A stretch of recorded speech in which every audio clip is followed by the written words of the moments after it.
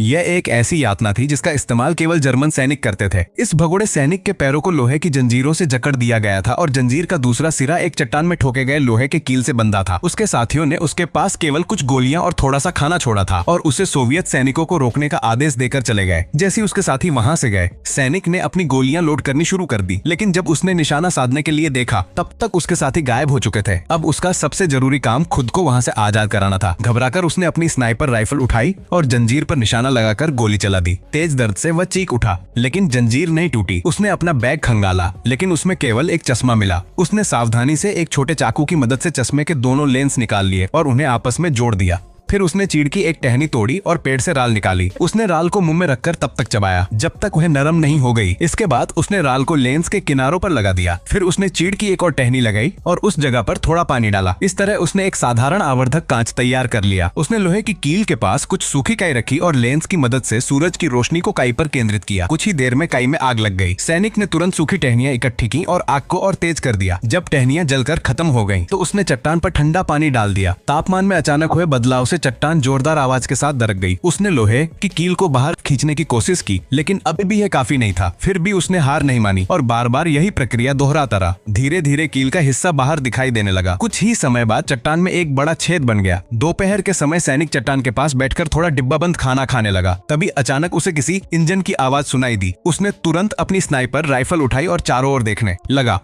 वहां से एक सैनिकों ने ट्रक गुजर रहा था। किस्मत अच्छी थी कि सैनिकों ने उसे नहीं देखा। वह समझ गया कि अब उसे और तेजी करनी होगी, लेकिन समस्या यह थी कि आसपास लगभग सारी सूखी टहनियां खत्म हो चुकी थी। उसका खाना भी बहुत कम बचा था और उसके पास केवल एक आखिरी कप पानी था। उसने वह पानी चट्टान पर डाल दिया। फिर अपना औजार उठाकर दरार को और चौड़ा करने की कोशिश की, लेकिन लोहे की कील बिल्कुल नहीं हिली।